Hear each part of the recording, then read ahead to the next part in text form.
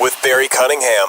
No news conferences for Harris, no sit-down interviews. The questions, How the come you coverage haven't hasn't made been this tough happen, enough. Tom? Yeah. She's doing interviews with content creators today instead right. of, So let's call it the Harris honeymoon, right? When does the Harris honeymoon end? Because at some point she's going to have to sit down. She's going to have to do a serious interview. She's going to have to go unscripted, maybe even a full news conference, but it has to happen. Oh, absolutely has to happen. And, we're starting to see her talk to reporters. Like yesterday, she spoke to some reporters in Pittsburgh, and they asked her, how are you going to pay for your economic plan, right? And she didn't really make a lot of sense. She just kept saying over and over again, it would be a return on investment. It would be a return on investment. Yeah. She said it 4 times over a, 30, 60 second, and it just wasn't very strong. You could tell she's a little rusty when she's not on her teleprompter, and she hasn't always done well in the past when in a one-on-one, when you saw what happened with your colleague Lester Holt. And so I think that this is actually a disservice to her. They're really building this up to be a very momentous moment when she finally sits down with a network anchor, and she could make one wrong move, and that's the entire news cycle. Talk to me about it. This drives me nuts how many political strategists are their own worst enemy. They always want to limit. Look, I think this is what, if Biden is angry that he does not, this isn't his convention, you should blame everybody around him. You could have set the country up over the last 3 years to get used to Grandpa Joe if they let Grandpa Joe out there all the time. And look, over time, people got used. The debate was a shocker for people. Right, because they hadn't seen any version of it. But maybe if they had seen it, there would have been more tolerance for it. And you do exactly what Tara said. They are making it so that the first interview she does be so much pressure. Becomes a huge pressure. I'm not as convinced they're going to do the big sit down with Chuck, a traditional network. I think you'll see them with more what I would call allied media. Right. And I think that's more likely. And that's what Joe Biden did, yeah. And that's what Donald Trump does. He's not going to unfriendly places anymore. Look, we come from this. He doesn't anymore. Obviously, we're all reporters here. We want to ask questions. We want to inform our viewers and our readers. So in this sense, we do have a dog in this fight. But I do want to ask you, could this really happen? I mean, early voting is going to start very soon. Yeah. Could early voting start without her having really been scrutinized by the media at all? Well, it depends on your definition of scrutinizing. Yeah. I mean, on one hand, all we have is her last campaign. Right. And you would think this is something that I wouldn't want if I was the Harris campaign. Right. But the campaign stuff you don't want out there. Paints her much more liberal. And do it now, before you're close to November. Right. So it does, in that sense, that's surprising.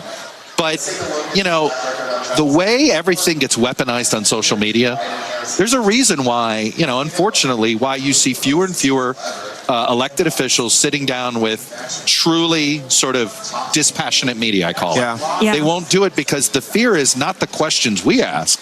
The fear is the one bad answer they get that gets weaponized and used over and over again. And it's in her head. Yeah. She has always had this issue because Fox, early on in this vice presidency, took every wrong moment and just amplified. And it impacted her. Yeah. She was constantly, and that's why she actually took a lower profile for a while. So it impacted that White House staff. David Chalian, President Biden dropped out of the race a month and a day ago. You wouldn't know that if you read the Democratic platform because it repeatedly refers to President Biden's second term. There are roughly 19 or 20 mentions of President Biden's second term. They've had a month and a day to update it. Why haven't they? Yeah, there won't be one of those, Biden's second term. We know that. And, listen, the platform was largely the draft of it, put in place and voted on earlier this summer. And I think in talking to some folks, the idea of reopening the platform to try to fit in not yet fully developed Kamala Harris policies while they were quickly changing, they thought they would be opening a can of worms, right? And that there would be all of a sudden some fights about what goes in the platform, and they wanted to avoid that at all costs. So they're willing to take the hit on the fact that the platform is sort of a relic of the Biden era because it's a non-binding thing. They'll vote officially today as part of the party business to put it into effect. But as you know, it has no binding capacity to it. Right. And we should note that this also allows Vice President Harris to stay vague, stay, unspecific. That's from the Biden platform. That's not ours. That's how they described her. A vague person. Someone with no substantiation whatsoever, no platform, just nothing. There was nothing there. If you, by chance, tuned into the Democratic National Convention yesterday, I'm sorry that you spent your time doing it. It was just nothing but anguish. The complete opposite of joy. Everything's supposed to be so joyful. It got so bad, there were people, Democrat on Democrat crime going on in the arena as people were fighting up in the balconies. It was crazy. Never mind what was going on outside. There was people, supporters, fighting each other inside the arena. It was a complete, utter crap show. I'd use a stronger word, but I don't want to tick anybody off this early in the morning. In addition to that, boy, did they really make sure they abused Joe Biden. Dementia Joe, as bad as he is, they took every opportunity to basically rub his face in it. Yeah, you're not running. You're done. And if you didn't watch it last night, well, I did it for you. So you didn't have to suffer through all of that. My job being, hey, go ahead and watch some of this crap so you can tell people about it tomorrow. Man, it was awful. It was awful. And when I say it was nothing, and it left the media kind of wondering what's going on because nothing is out there, she can't speak. She spoke for 3 minutes the entire night. She came out and did three, she being Kamala Harris. Kamala, people keep telling me. I pronounce her name wrong. It's not Kamala, it's Kamala. I don't care. That's too bad. You know how many times my name was pronounced wrong when I was growing up? Forget about it. But anyway, let me show you what the highlight, the single most impressive, prioritized highlight of last night was. I can only do it by showing you in this regard. These were the mentions, how many times certain words were mentioned during the DNC last night. Trump, 147 times they invoked the name of Donald Trump. 147 times. The economy, just a mere 27 times. Not even that important, just 27 times. The border, 8 times. What border? We don't care about the border. 8 times, that's it. Crime. In the windy city of Chicago, they had 30-something people shot this past weekend, with people outside committing crimes left and right. No big deal. 6 times in like 4 hours? Nah, they ain't mean anything. What really matters to people, the prices and inflation. You know, the stuff that people actually care about. The stuff that people are like, hey man, what are you going to do about the economy and inflation? 5 and 3 had nothing to say to the American people as to something positive. This was a complete, utter failure all the way around. Even the media had a hard time propping this up. And the one thing that came out yesterday that wasn't really mentioned that much on the media or in the actual convention was she announced another proposal, or somebody leaked it or put it out there. You've heard about the $25,000 freebie to people to buy a house and including newcomers. You've heard about the price gouging, price fixing. We're going to make sure that we do all that. You heard about the 28% tax rate, biggest tax increase in 40 years. Man, all these things must really make people go, yes, I gotta have some. I need more of Kamala Harris. Y'all have heard that, right? Well, now we have a new one that kind of slid in and people didn't see much about it. Look at this. The DNC platform calls for the passage of the U.S. Citizenship Act. It's a radical amnesty bill that would give automatic citizenship and social security numbers to millions of newcomers. Just make them all citizens. Don't worry about it. Including, and this is where it's really important, they actually made a stipulation in this thing, criminals, human traffickers, and gang members. You're all welcome. Come on in. Be a part of this big old melting pot that Kamala Harris wants to administrate to. That's insane. That's absolutely insane. We want everybody. Criminals, you got a past record, don't worry about it. Oh, you got caught trafficking human beings. You're good. Oh, you're an MS-13 or some other Venezuelan gang. No problem. America, what a country.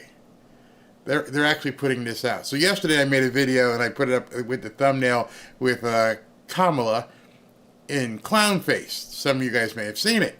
And my question then was, is this a serious campaign? Is she really running, or is she looking to do a money grab? Because I can't figure it out at this point. Every single move she's making, or the people around her are making, are telling me, are putting off signals that this isn't for real. This is a money grab and see how much we can throw out there. Basically like we're going to test the wind. How much of this stuff people like, how much of this stuff people don't like. So in 2028, we can take that data and make something of it. Everything that I'm seeing makes no sense. Everything. I can't find anything in what they're doing that makes sense. And in addition to that, I'm pretty sure most of the Democrats don't find any sense in this. Last night, Joe and Jill spoke. They abused Joe Biden. I'm going to get to that in a second. He's leaving, not coming back for the rest of the entire convention. Tonight, Barack Obama and Michelle Obama speak. They're not coming back for the rest of the convention.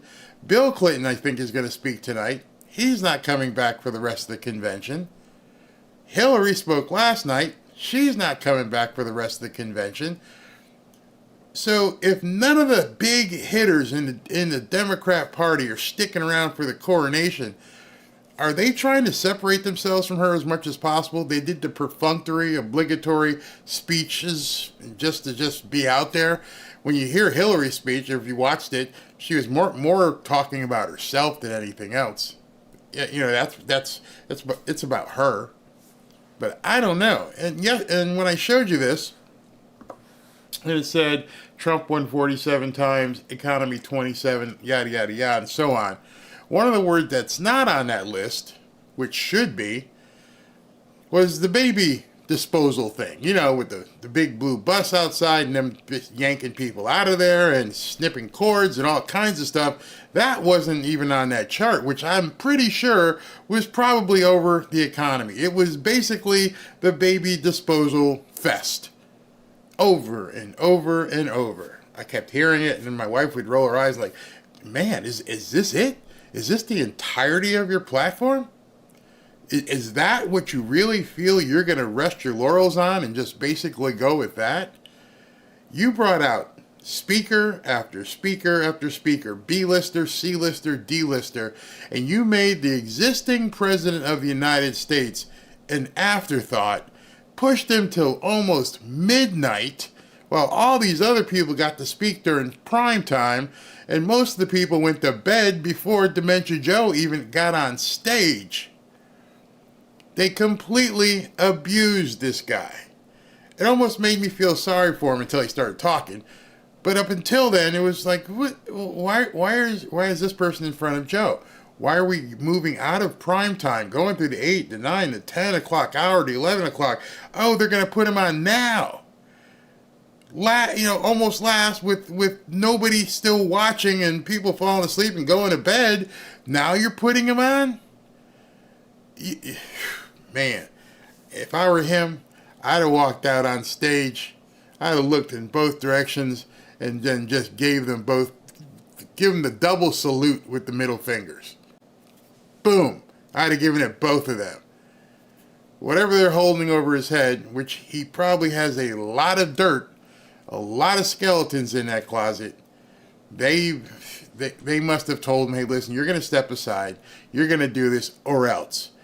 Because there's no way any man or woman in their right mind would let someone abuse them like that. Just wouldn't happen. So, in addition to that, Miss Kamala, she made her first appearance of the DNC for an entire 3 minutes. Here's what she had to say. And I want to kick us off by celebrating our incredible President Joe Biden. Now understand, this was at about, I don't know, 8 o'clock, 9 o'clock. So we want to celebrate our wonderful president, Joe Biden. It's 9 o'clock, but you ain't going to see him till I get off the stage and I'm nowhere near him, and you're probably going to be in bed, so let's forget about it. This was supposed to be the Joe Love Fest. Who will be speaking later tonight. Much Joe, later. Thank you for your historic leadership, for your lifetime of service to our nation, and for all you will continue to do. We are forever grateful to you. Now, if there was a heartfelt sentiment for someone you've been around for 3.5 years, you've worked hand in hand with this person for 3.5 years, everything you've done, everything you are, everything you may be is owed to this man deciding to pick up a phone 4 years ago and call some unheralded senator that nobody wanted. And now you're running for the presidency, and you have to read that off a teleprompter? You actually have to just basically, oh yeah, so thanks, Joe, for everything you've done. You've been fantastic, and you don't even have the heartfelt sentiment to just, well, he wasn't in the audience, but look over at his family. I think Jill was out there, and just say thank you very much, and just look down to them and say, how I feel. You got to read that. You don't think people notice you don't have an authentic bone in your body?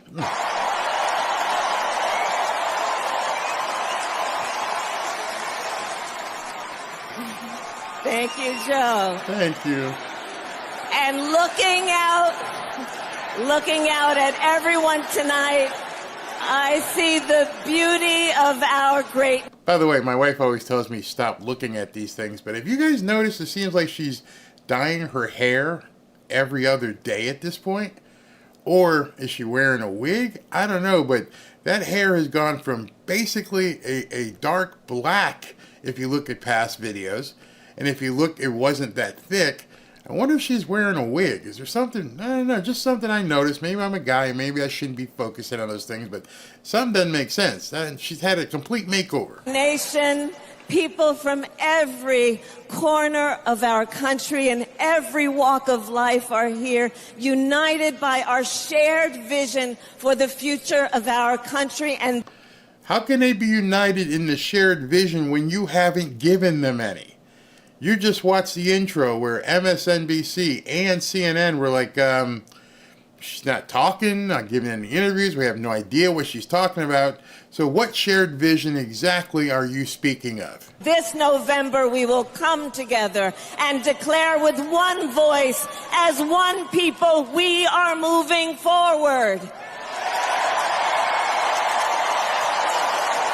With optimism, hope, and faith, so guided by our love of country, knowing we all have so much more in common than what separates us.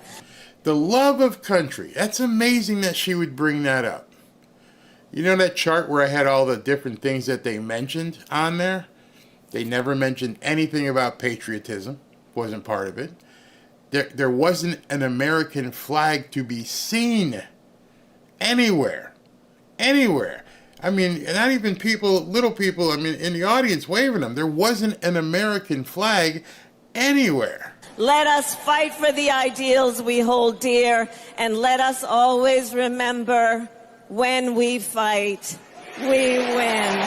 God bless you. God bless the United States of America. Good night, everyone.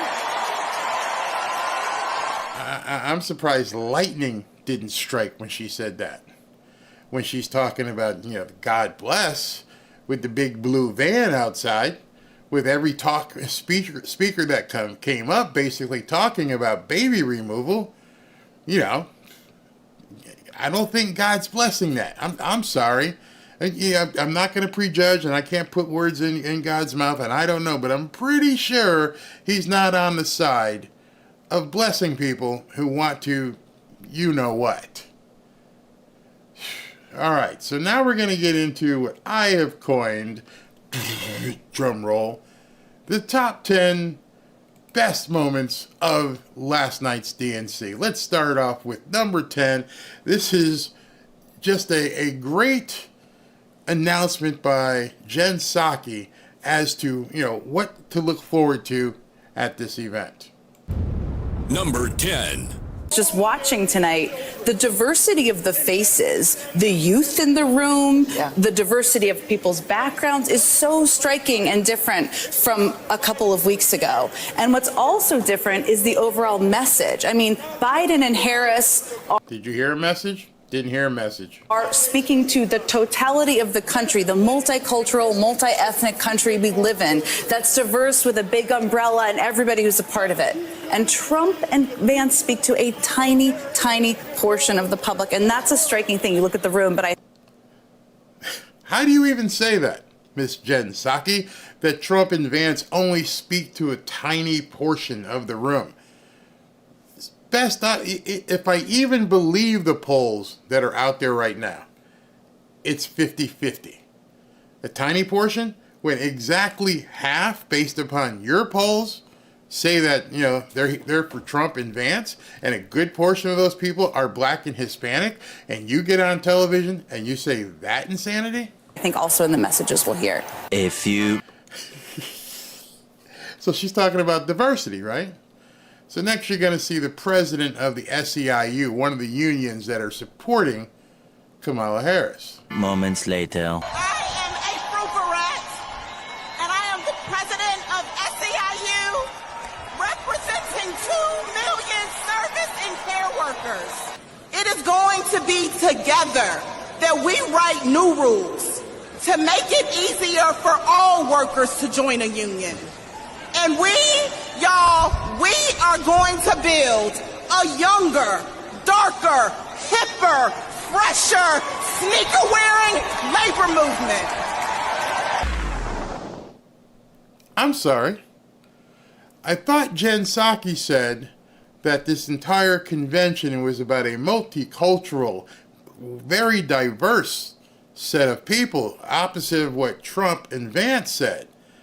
I'm pretty sure nobody during the entire RNC came out and said, you know what? I'd like to move this thing forward and build a bigger, a younger, a wider group of people in our tent. I'm pretty sure if that had been said, the race would be over, the media would be running that on a 24/7 loop. And yet this speaker, right after Jen Psaki says, it's more diverse, says we're going to build a younger, darker.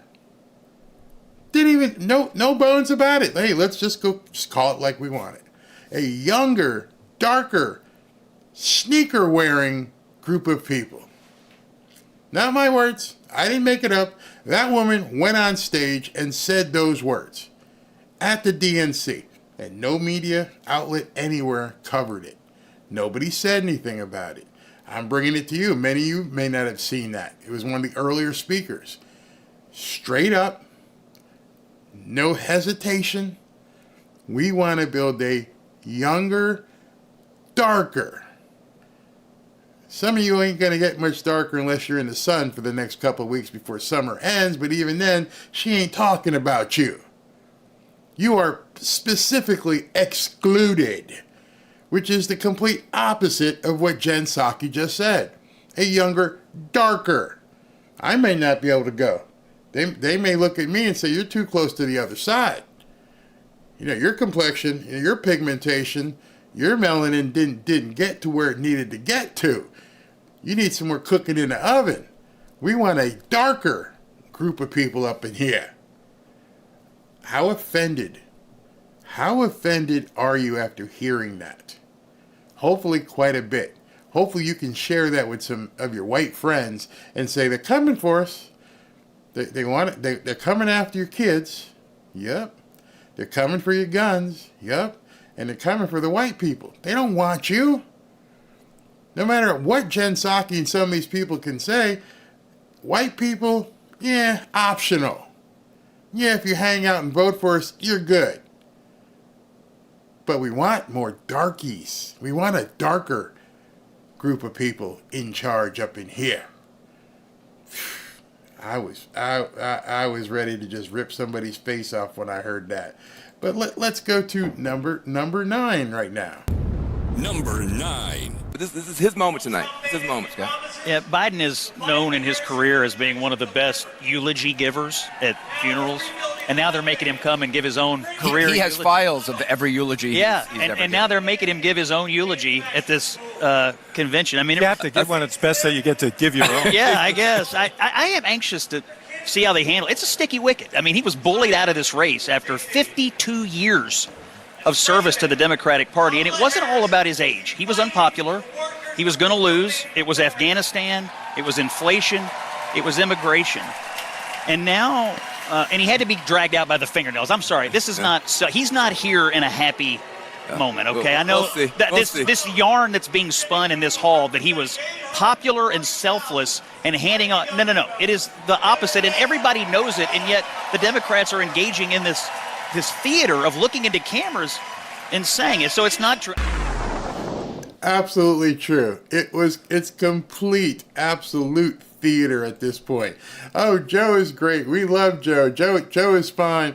And then hey, get out there and do your own eulogy. Go out and signal to everybody that's the end of your political career.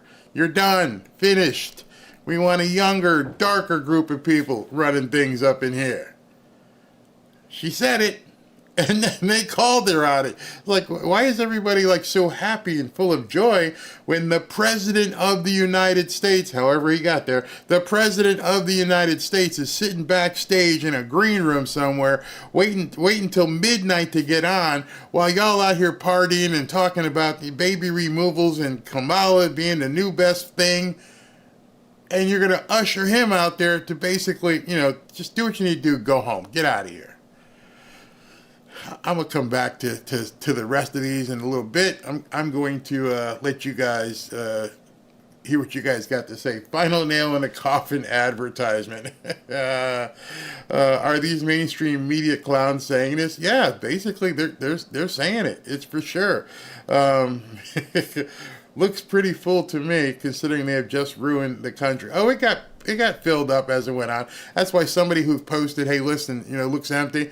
I'm like, I'm not going to say that and jump into that because I know how long the lines are to get in, going through security. Give it time, and it filled up. Our Army veteran here, you're a great guy, Barry. Thank you for the podcast. Thank you for watching. How could, where'd that go? That went by so fast. Oh my goodness, did I miss it?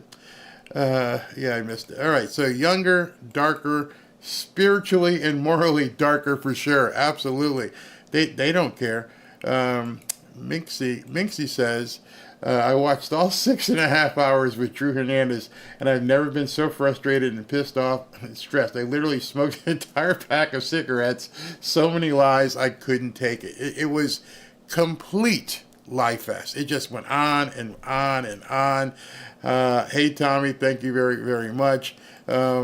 Be joyful. Hey, they had your name up there. Deranged, demented, Biden president, poor Americans. Oh, I've only shared a couple clips with you thus far. Now we're going to get into, this is number 8 on the list for you. Shush over there. Oh, hold on. Number 8. In its decision overturning Roe v. Wade, as you heard earlier tonight, the United States Supreme Court majority wrote the following, quote, "Women are not without electoral." I had to let the dog out. Sorry about that. And anyway, the teleprompter is undefeated.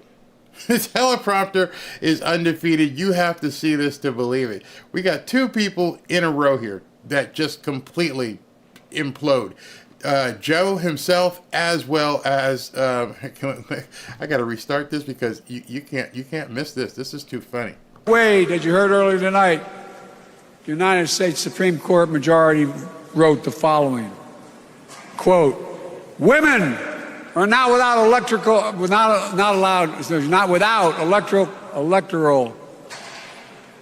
And he finally gave up. I can't read it. My brain's fried. I'm still your president, but I'm done. He just stopped. Couldn't read it. And then more undefeated teleprompter action coming. Here we go. Someone should have told Donald Trump that the president's job under Article 2 of the Constitution,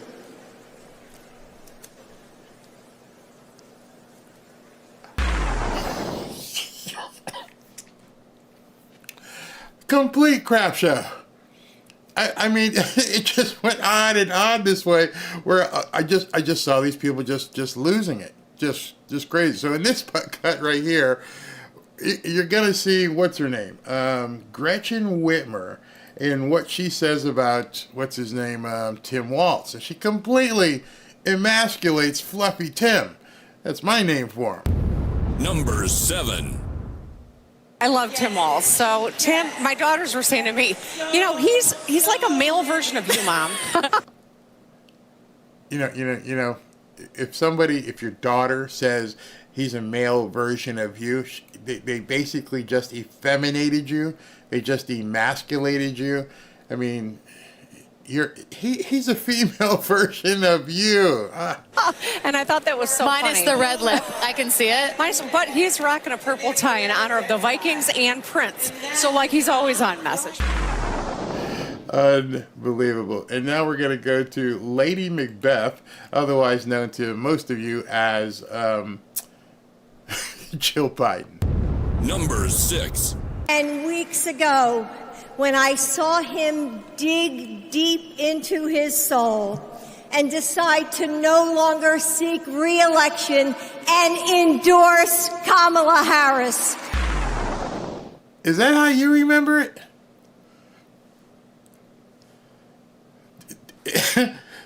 Did you remember it that way? That weeks ago he dug deep into his soul, did some contemplation, and decided to endorse Kamala Harris. Is that how she really remembers it? Because if she does, somebody put the big Vulcan mind meld on her, or she just was a good reader. I don't know how she just didn't throw up when she had to read that. That's why I'm saying whatever the hostage taking they did to make sure that Jill and Joe Biden did what they were supposed to do must be huge. Now, we know they just got caught with the $27 million scheme and everything else. Maybe they're telling them, here's your get out of jail free card or something. But for her to get up in front of that entire audience and a national television audience and say, Joe thought really hard about this, and and then he decided to endorse Kamala Harris. No, they ripped it away from him and kicked him in the ass and told him to get out the window. Get lost. We don't want you anymore. You're yesterday's news. You're an old, decrepit, demented man. Go away. And she had to go up on stage and basically kiss the ring of Kamala. Meanwhile, if they showed a different cut, Kamala was basically sitting back in the audience like that. It was something to behold. I mean, I couldn't believe that they did it. It did him like that. Let's go to number 5. When we knock on our neighbor's door, organize our communities, and elect. I have to admit, when this one ran, I just asked the wife to hit the mute button. I can't stand anything this woman says. I just abhor her. I just think she's the phoniest thing alive. And I'm tired with the jetting on the block thing that she does. It's nauseating to hear this woman talk. Absolutely nauseating. And so she spends, I don't know, let's hear, 56 seconds, I cut it down to, of nothingness. Kamala Harris to the presidency on November 5th. We will send a loud message that the people of this nation will not go back. We choose a new path and open the door to a new day, one that is for the people and by the people. There ain't been nothing that she's talked about by the people and for the people. Everything that she has talked about has been communistic in nature, which is probably fine with AOC. So when they say nation, no, you're not talking nation. You're talking half a nation, maybe. And you're talking about, by the people, for the people. No, we don't want to pay more taxes. It's ridiculous. Thank you. Thank you very much. God bless. God bless you all.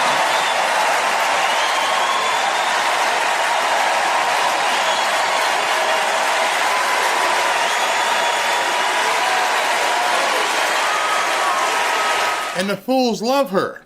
They just love them some AOC. And she's ridiculous. Absolutely ridiculous. Let's move on to number 4 now, which is the funniest part of the evening for me. I think this is the funniest part of the evening. You're going to love this. Number 4. Thank you, Joe, and God bless you. We love you. We love Joe. We just love Joe Biden. We love Joe Biden so much we stick a fork in his ass and told him he was done. We love Joe. So wait till you see the best part of this. We love Joe. We love Joe. Ah, there you go. That's the best part of this. Judas herself is sitting in the audience with a "We Love Joe" sign, and she was the one who knifed him in the back. We love Joe. And I'm thinking to myself, don't people realize that people can see through this theater, this absolute fake, phony, pathetic theater? We love Joe? I guess not. If it was true, he would be still running. How can you still love Joe when you basically put a foot up his butt and said, get out? You're not welcome, and you're not talking tonight until midnight. How in the hell are you telling people? How, do you expect the nation to believe we love Joe, and one of his co-conspirators of his removal is sitting there with a sign saying we love Joe? I don't like, they're selling this crap to the American people? Do they really think the American people are buying this stuff? Oh my God. Talk about being obtuse.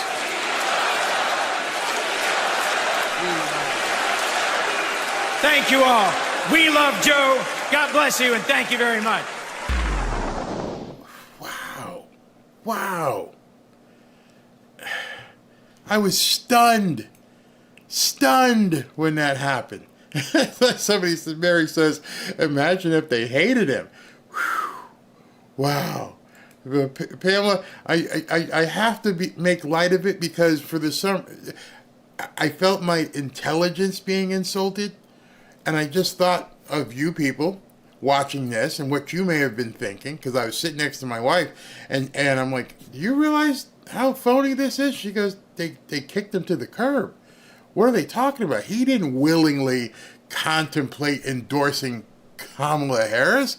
One day he was the president and candidate for, got 14 million votes, and the next day they're like, you're done. Oh, by the way, somebody, I think it was Clay Travis, had a great observation. Because when you saw Joe last night at midnight, still screaming like he was nuts, but he was screaming. And they're like, whatever they juice him up with to get him to go screaming into the night, they must have given him a placebo effect, a placebo shot on June 27th to end his career. Because the guy who does these screaming, nutty speeches was not the guy who showed up to the debate. The guy at the debate, he was glitching. Something was wrong. The drugs weren't working. They gave him the wrong shot on purpose so that he'd go out there and poop all over himself. That guy was drool cup away from being taken off. And the guys who we see in some of these crazy speeches, he's screaming and shouting. And meanwhile, there's 15,000 people in the audience talking about, we love Joe. We love Joe. And I'm like, man, are there big cue cards saying applause, applause, scream, make it look good? Because you obviously don't love Joe. Unless maybe it is you love Joe. You still wish he was going to be running, but you have to do it this way because the elders have told you this is what you have to do. Disgusting. Absolutely disgusting. They force people to chant. I got to believe that. When you get $27 million, it might be worth it all just to stay shut up. Yep. Fake, phony, frauds, communists, the whole thing. It looked like a communist rally. It really did. Like the people in the audience were afraid that if they didn't stand up and cheer for their leaders, they would get, ripped out of their homes or something. It was crazy. The fix is in. the Democrats and the Republicans both tried to off Trump. No Republicans in the Congress are for keeping the votes honest. Both parties in Congress, they're all compromised. Who was I watching? I was watching a video with General Flynn, Michael Flynn, and he was telling a story. And this guy knows what's going on in the background, how all these guys are compromised to some effect. You took this money, you slept with this young woman, young man, whatever have you. You've taken these gifts, you've done that. There's something that they've dug into and looked at all these people's skeletons and said, we got you. If anything that this election cycle has shown me, if you're a congressman and you've done something bad, come out with it. Doesn't matter anymore. If this guy's drinking horse milkshakes, if Kamala's drunk out of her mind half the time, if Trump's sleeping with porn stars, what difference does it make? Everything goes. It doesn't matter. If I was one of those Congress people and they go, listen, Barry, just want to let you know, we found out this about your past, so you're either going to do what we say or we're going to tell everybody. I'd have a press conference the next day. Hey, everybody, just want to let you know, I've not been a Boy Scout. You know, I've lived a life. And, you know, at one point I was dating a nun that was dating a priest. And, you know, we did the dirty, and then she left the convent. Oh, I'm making this up. Just say it. Okay. And then I asked for your forgiveness, and I asked for the forgiveness for my constituents. I'm sorry I deflowered a nun. And get it over with. And then let people would go, oh, can't believe you're like that. I didn't drink a horse milkshake. Oh, yeah, it wasn't that bad. Yeah, you're right. I didn't try to transform any kids. Oh, you're right. You're not that bad. That would be my campaign slogan. He's not that bad. Vote for Barry. He's not that bad. Because what else could they have? You've seen what they've done to these people. They couldn't find anything on Trump, so they had to make shit up on Trump. And so Biden's taken 27, 30 million. Who knows what he's taken? You got, you know, Bill Clinton hanging out on the Lolita Express and flying back and forth to that island. Who God knows what Hillary has done, and we've all heard about the body count and all. I'm not that bad. Vote for Barry. I'm not that bad. That's what would be my campaign slogan. And then what? You got nothing on me. My first press conference, let me do my allocution here and tell you all the crap I've done. I'm going to be the only one out of these 500 people between the Congress and Senate, but I'm going to be the first politician to come out with my platform, and my first platform is forgiveness. Here's what I've done. Oh, I'll go all the way back to like when I was in grade school and I smacked a kid's head against a rock, okay? So you can't even go find him somewhere. I'll let you know all of it. Now can we move on? Now that you know I've done this and that, and it's still not as bad as some of these idiots, I'm not that bad. Man, it unbelievable that they hung this guy out to dry like that and then made him basically go pick up his own poop. Let's go with number 3. Number 3. And then there was 2016 when it was the... And I had to bring this witch out. And instead of like talking about Kamala very wide open, or maybe talking about, you know, Joe, I'm going to talk about myself. I'm Hillary. I need to go back and revisit 2016 all over again. I thought you weren't supposed to do that. I thought that's the kind of stuff that can get you in jail. The honor of my life to accept our party's nomination for president. I think she just wanted to hear it again so she could say, you know, at least those words, accept the nomination for president, thinking, this could be me all over again. You guys really don't want Kamala. You want me. I could be doing this right now. I'm free. I don't have a day job. And so, you know, you could basically, let's do it again. Let's just get rid of her and put me up here.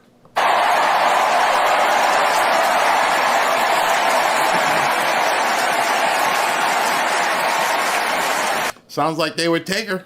And Nearly 66 million Americans voted for a future where there are no ceilings on our dreams. She's talking about herself. Why do we care how many votes you got 8 years ago? Why is that even relevant to the situation? But they pulled you out of mothballs, and the only thing you can talk about is you. That's right. And afterwards, we refused to give up on America. Millions marched, many ran for office. We kept our eyes on the future. Well, my friends, the future is here. Ooh, because the only thing that matters right now is that there's a woman president. Doesn't matter if they're qualified, if they're good, just the fact that it's a woman president. That's all you need to know. We don't even need a platform. As long as it's a woman, it counts.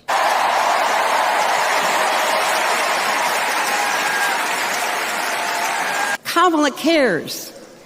What? No, I had to put this part in. Kamala cares. Listen to what Kamala cares about. Cares about kids and families, cares about America. Families and kids. Kamala cares about family and kids. I guess Hillary came in with the limo. She didn't go past the big blue bus RV sitting outside that's currently ripping out babies and snipping men. The person who cares about kids and families has lost, under her vice presidency, 100,000 kids. Gone. Don't even know where they are. Sorry. We don't even know. No. 100,000. Maybe more. The person who says that she cares about kids and families is endorsing widespread transformer growth. I don't know how a lightning bolt didn't come through that arena when she said that. And even more so, the people standing in the stands. I would, again, sitting next to my wife. Did you hear this shit? She cares about kids and families? The Democrat Party is broken. And unfortunately, it seems like too many people are gaslit and brainwashed not to see that. This family doesn't care about the familial unit. They care nothing about the familial unit. They don't want people to have prosperous, growing families. They want you to get rid of your babies, ignore the other sex, become a unisex, transform, do everything you can, be freaky, and be the antithesis of the American family. And I'm thinking to myself, Hillary gets up there, nostalgically walks through her past, then tells people, look to the future of children and families. And I'm realizing at that point, she's detached. She's a relic. There's no wonder why she can't run again. She is too far to the right of this party. If she really believes that Kamala is for families and children, then she doesn't know what's going on. Or doesn't care. Either way. But to sit up there and tell the nation on television, Kamala cares about families and children, when there are literally hundreds of thousands of kids that she can't account for. Just gone. Trafficked to who knows where, to who knows whom. Got a blue bus sitting outside that's doing everything they possibly can with every appointment for the entirety of the DNC sold out. They may have to bring in another bus if they have one to just keep doing them as much as possible. It's sold out. That made me want to pray. It made me want to vomit. It made me want to say, Jesus, you have to bring Trump into here. These people have completely lost their way. I mean, completely. And it only gets worse. If you people think This is Hillary. I think again, she's gone a long time ago. I've heard that stuff. Yep, bringing back child sacrifice and using the disabled as props. I don't think Jesse Jackson knew where he was. That's right, he was sitting out there too. Poor Jesse. It just completely. Where was Hillary's husband? He speaks tonight. He speaks in tonight's episode of this farce that they're putting on. Minxie, who watched it yesterday, my brain was so fried from watching that last night, I'm still feeling the effects. There's no way I can watch the rest of this week. Tomorrow maybe I'll have some more highlights, lowlights, because if you didn't see this stuff and hear when it happened, it's like Twilight Zone stuff. You can't even fathom that this thing is going on. Joe made me sick last night. Yeah, he was really bad. Oh yeah, I forgot about the 8-foot inflatable IUD sitting in the middle of the what do you call it, pathway concourse, just sitting there. Oh man, it was really big. Archangel Hillary looked like a mortician did her makeup. Oh, my wife actually said that. She goes, it's for me to stop talking about women's makeup. Yeah, they care about the kids so they can get the, ooh, I can't say that word here. I can't say that word.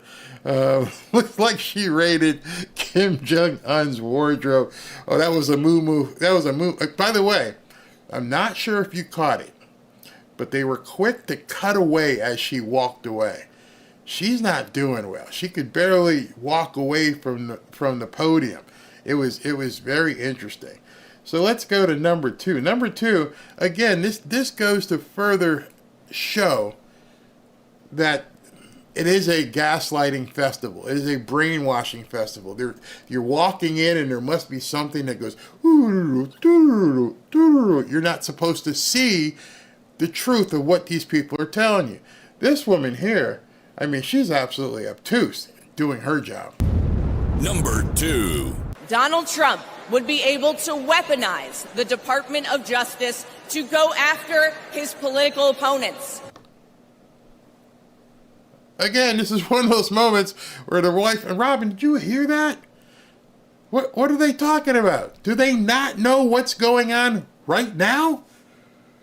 She's like, oh, if Donald Trump gets in office, you know, he may go after his political opponents.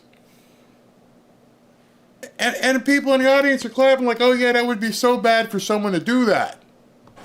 He could even turn the FBI into his own personal police force. Did they not know what happened in Mar-a-Lago? Do they not know that they basically kicked in the doors of Mar-a-Lago and have been doing everything that Christopher Wray and Merrick Garland have been telling them to do for the last 3 years in order to get Trump?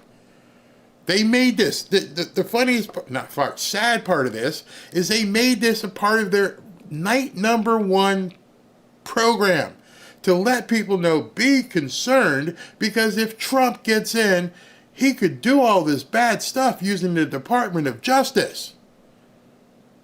And people are like, you're not knowing that's what's happening right now? Not knowing that there are grandmas in jail? Not knowing all of this is what you're actually doing? Are there people in the audience? Because I gotta believe that there's some people in the audience who've got brains that are still functioning. And I gotta believe there's people in the television audience that have brains that are still functioning.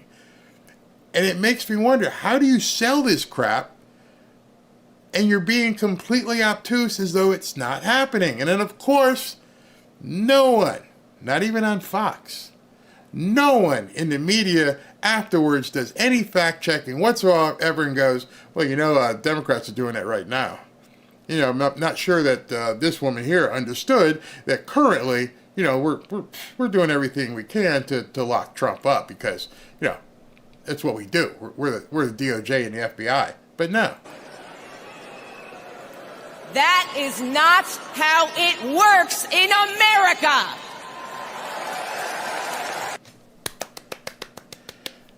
It's working right now. It's what you've been doing. But all of a sudden, no, we can't have Trump do that, though. Because if Trump does that, a lot of us are in trouble, is what she's actually saying. We're screwed if Trump does this. And he comes back with some form of retribution. That's what she means. That's how it works in dictatorships. If I hadn't seen that, I wouldn't have believed that was possible. That somebody could say something like that and actually say, that's how it works in dictatorships, because, the dictators are the ones who go after their political opponents. Who does Merrick Garland and Jack Smith and all these other district attorneys, who do they work for? Yeah, it's a trick question. It's the DOJ. I'm pretty sure Steve Bannon right now, sitting in jail, would say, oh yeah, that's what happened to me. I'm sure that Peter Navarro would say, oh yeah, that's what happened to me. We have lost our way so far. These people can't come back. I think it's incumbent upon us to try and help others to realize you're being gaslit. They are lying to you. Everything they're doing right now is making you feel as though nothing untoward. They've got malice toward none. Everything's fine. It's those evil Republicans over there that are doing everything and will do anything. We will lie. We will cheat. We will steal. We will make stuff up. We will fabricate charges as long as we don't lose power. This is the number one thing here. We're going to go to number one thing here. And this is where I believe Jake Tapper poo-poos and steps all over the Democrat Party. Number one. We should note that one of the dynamics that is going on, and this is going to be a night, obviously, where there is an homage to President Biden. We just heard Vice President Harris talk about thanking him and how important he has been to this country and to this party. But one of the issues is that for the last year, as people geared up for the 2024 race, the candidates were, in the minds of Democrats, one candidate, the Republican, who would come out and offend them, and the other candidate, their candidate, the Democrat, Joe Biden, who would come out and they would sit on the edge of their seat and hope that he didn't say something meandering or off message or... Look at their faces. It's almost like they want to go, Jake, Ixnay talking about the demented one like that. Addled. And that fear about their nominee speaking is gone. Now they have somebody who, I can't even say the words. The two of them are looking like, can he please shut up? You're basically telling these people they're stupid. You guys all got behind this guy who was addled, who couldn't do anything, and you would hold your breath hoping he wouldn't screw up. And now you got a candidate who's not like that, but still doesn't talk. It does project joy, and they're not particularly subtle about how they want the message of this convention to be joy, but she does project joy with her smile and her tone and her mien, and she's not somebody that in a situation like this is going to cause Democrats that tension that we used to feel in the media and all Americans when the president would come out and speak. Yeah, exactly. That's sort of... So that's a guy who's been on television for quite some time.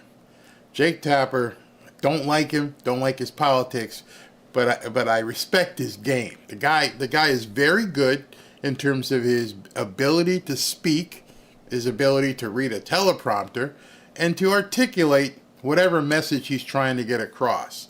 So when I saw him talking last night, scrambling, and then, pregnant pauses, he couldn't get the words out. That really told me they got a big problem right now. They have such a big problem, they don't know it, and they're hoping many Americans don't realize it, don't focus in. Maybe it went past many of you who watched it, but if you understand guys like Jake Tapper, George Stephanopoulos are so polished. They've been doing it for so long. They know how to inflect at the right time. They know how to quiet down at the right time. They know how to raise their voice at the right time. And for them, specifically Jake Tapper, to not have the words to describe what he's seeing is scary for the Democrats. He knows it's smoke and mirrors. It's fake. You went from one guy who you didn't know what was going to come out of his mouth to another who you're waiting to see if something comes out of her mouth. Either way, it's a losing proposition for the American people. But they had a very, very, very joyful indeed, a joyful convention. You know, when you have joy in your heart, you feel calm, at peace. You're not angry. You don't like reach out and lash out against other people.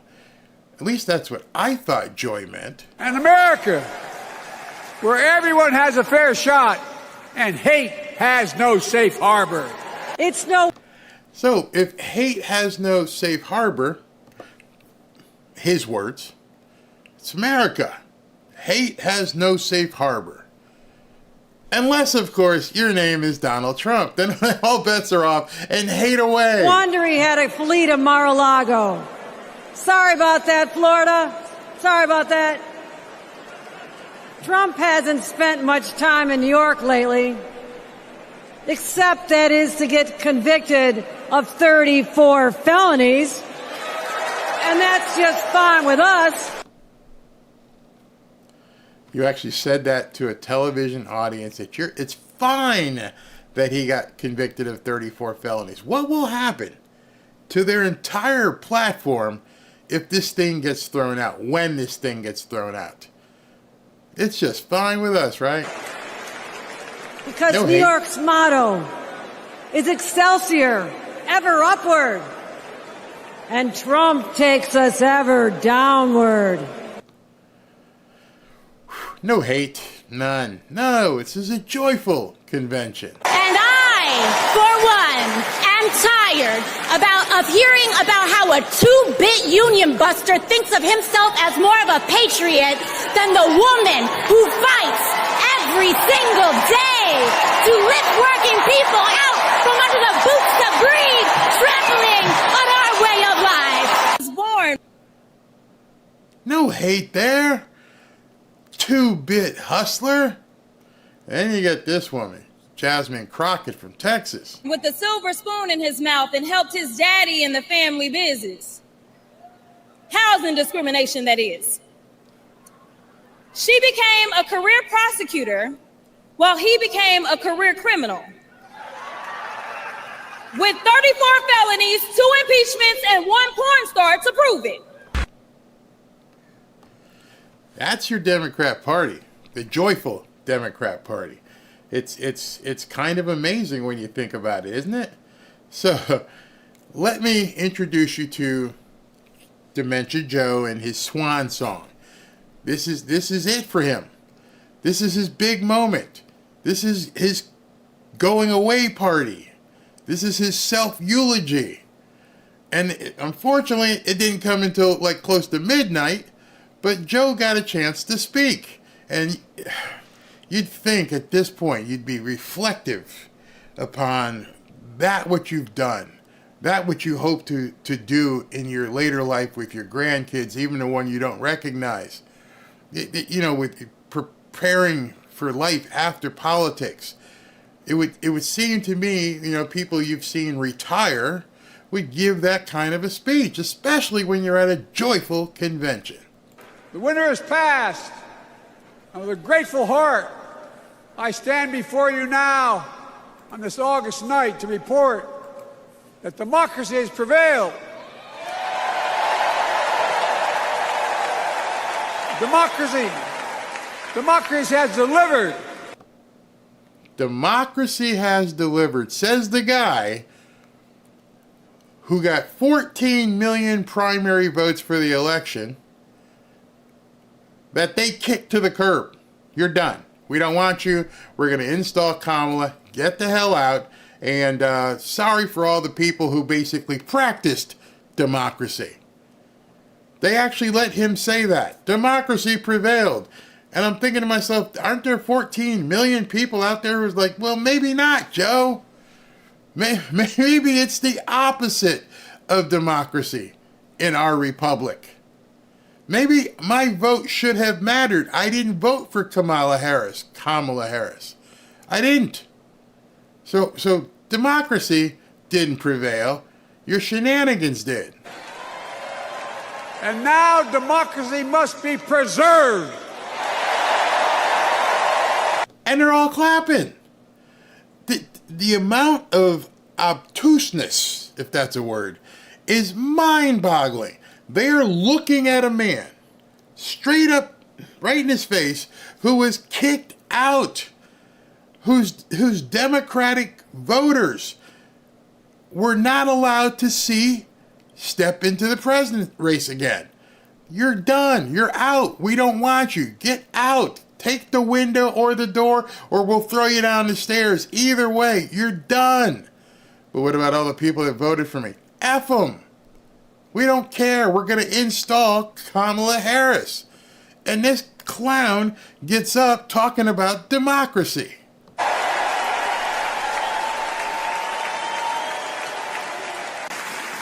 Kamala and I are committed to strengthening legal immigration. I was fast, but I had to include it, so I'm not sure you heard it, so I got to tell you what he just said. Kamala Harris and I are strengthening illegal immigration. Freudian slip or not, we are strengthening illegal immigration. Whew. I ran for president in 2020 because of what I saw in Charlottesville in August of 2017. Extremists coming out of the woods, carrying torches, their veins bulging from their necks, carrying Nazi swastikas, and chanting the same exact anti-Semitic bile that was heard in Germany in the early 30s. Neo-Nazis, white supremacists, and the Ku Klux Klan, so emboldened by a president then in the White House that they saw as an ally. They didn't even bother to wear their hoods. This is 4 years after this Charlottesville stuff, when it's been debunked over and over by left-leaning media sources that Trump never said it, and he's saying it still on his exit speech to the nation, and not a single person in the media refuted what he said. I think that sometimes this guy is so demented he gets used to something, and they go, just talk about Charlottesville, because he can remember it. These are the kind of things, suckers and losers and all that. He remembers these things, so they allow him to keep getting out there saying it, even though it's not true. This is the president of the United States. For whatever reason, however he got into office, he is the president of the United States, and he's sitting there lying to the nation. The Democrat Party is in such a disarray, such a bad position, that this man is lying to the entire country that he represents. Hate was on the march in America. Old ghosts in new garments, stirring up the oldest divisions, stoking the oldest fears, giving oxygen to the oldest forces that they long sought to tear apart America. Do you remember that this guy used to be good friends with the Grand Wizard of the KKK? Do they not remember? Do they not think you know that? Do they not know that he eulogized him at his funeral? In the process, a young woman was killed. When I contacted her mother, I asked about what happened. She told me. When the president was asked what he thought had happened, Donald Trump said, and I quote, "You're not going to quote, you're going to make this up. There are very fine people on both sides. My God." That's what he said.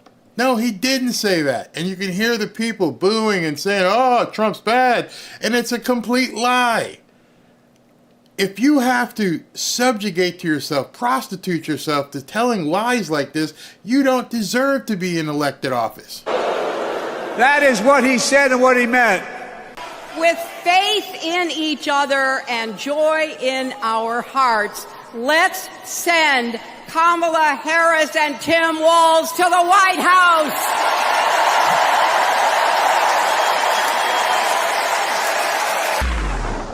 There was no joy. There was no joy in this first day of the Democrat convention. It just didn't exist. All they existed to do was to talk crap, say bad things about Trump, hope that people didn't recognize that Kamala has no platform whatsoever, and basically demoralize half of the country by continuing to lie. Like Minxie and some of the people have commented and said, I couldn't watch this stuff. And I just wonder how many people felt that way. Like, I can't watch this. It's BS. They're standing up there and absolutely lying. There's one clip going around today that Andy Beshear, the governor of Kentucky, said something about J.D. Vance that was just completely repulsive. That he said he hoped that someone in J.D. Vance's family would get that thing done to them that men do to unwilling women, because I can't say the word, just so he knows what it's like if a woman were to get pregnant from that and have to bear a child from it. He wished that a woman in his family, his daughter, his wife, would have that happen to them. That's sick. That's absolutely sick. Now, I wanted to show you this. This was just comedic relief. It's a little short video, but can anybody explain to me what a gender-neutral prayer room is? I mean, they took the time to create a space in the arena and put up a sign, cordoned it off, so they would have a gender-neutral prayer room.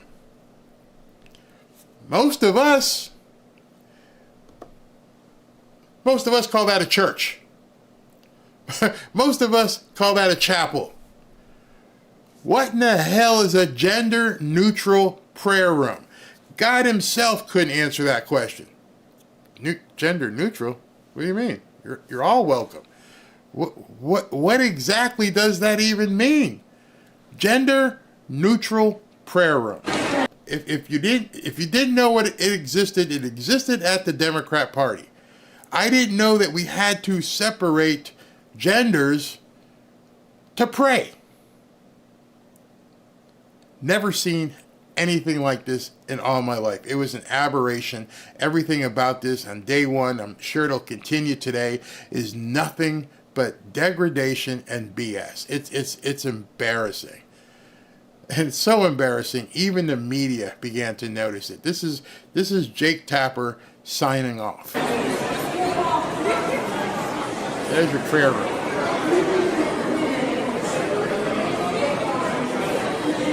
There are a lot of people, if they have made it this far into what is, to be honest, on the East Coast, the second day of the Democratic National. This is after Joe spoke, and they're all kind of like, this is weird. You held him off until after midnight? Why did you do that? Convention is, I'm not the first one to observe. It is late, which is rather late. Very notable, I think, for a lot of reasons. Yeah, I mean, it is fair to say that the Republicans had a tighter ship. And he had to admit it, that the Republicans put on a better show. Because you know what? It just wasn't just a show. It was people talking about what they really felt at the Republican National Convention. It was shortly after Donald Trump got shot that there was an assassination attempt on his life. You remember that, don't you?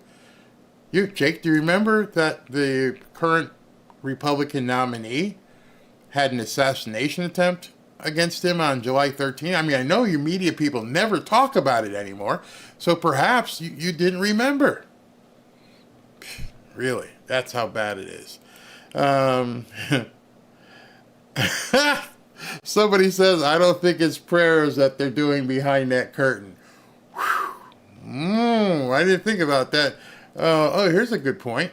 Muslim women and men are not allowed to pray together. Don't know why. Me neither. However, this is where it gets really, really funny. To me, it is. My wife she said the same thing. They had a male prayer room. They had a female prayer room. And then they had a gender-neutral prayer room. So, under the Muslim religion, is there any such thing that the Muslims believe in gender neutral? I'm going to leave it at that. I'm not going to cast any aspersions, but I'm pretty sure there's no such thing in the Muslim faith. Nope. Neutral? What is that? It sounds like Jake Tapper is beginning to see the light. Yeah, I think many of them are now seeing that light. The DNC is evil. Government is their God. That is absolutely sure, for sure. Yes, but it did not say prayer room, men or women. It said gender neutral, because I didn't show you the other two, because the other two were self-explanatory.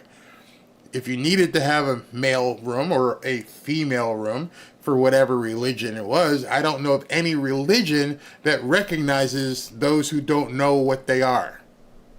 They don't play the pronoun game. In fact, bad things will happen to you if you are one of the people with the purple hair who play the pronoun game, which was even funnier because they were outside protesting. These people are disjointed. A place set aside to communicate with demons. Oh, that's probably that's possible. I just Minxie again says, I just saw today that Muslims are voting at 68% for Democrats. How is that?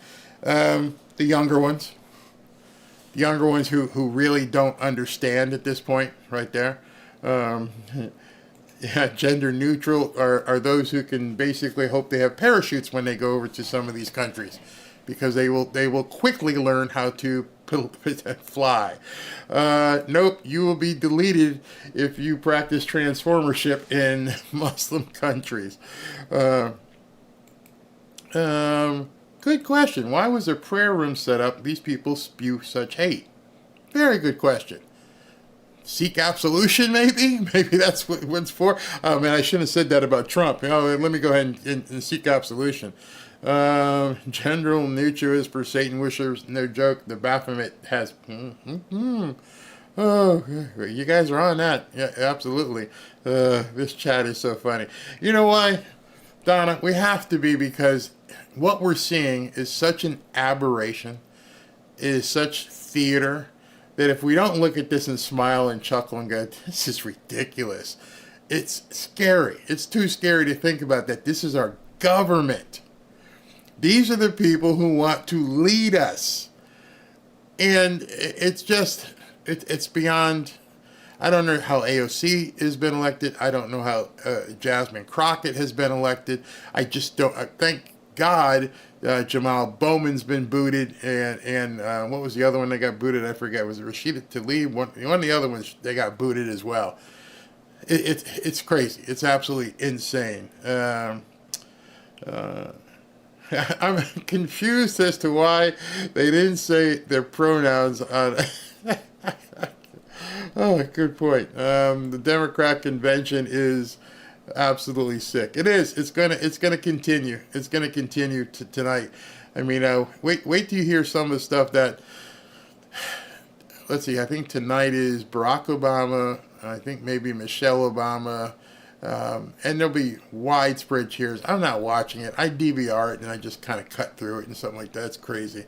A bunch of Looney Tunes in the Democrat campaign, and the best part about it is you have to realize that these are the people governing our country, or seeking to govern our country. Actually, no, they are governing it, because Joe and the other one, even though they're trying to distance themselves from each other, and she's trying to give Joe the Heisman, they are currently in office. So every time she says, I'm going to do this stuff in January, everybody's retort should be, well, why aren't you doing it right now? Why are you waiting until January? If this is such an urgency, that this is something you believe in, why aren't you doing it right now? No answer. But it's joyful. If you want to call it that. They hate Republicans. They hate Donald Trump. They hate everything you stand for, everything that you find dear. They hate America. It's obvious. Yet they want to sell it as being joyful. Pathetic. Well, I got to get out of here because I got the 2:30. I believe it's 2:30. Let me just check to make sure. Trump's got a rally, not a rally, this is another speech. Today he's going to be talking about national security at 2:30 in Michigan. So I want you guys to tune in. 2:30 gives me an hour and a half. Go get some lunch. Come on back.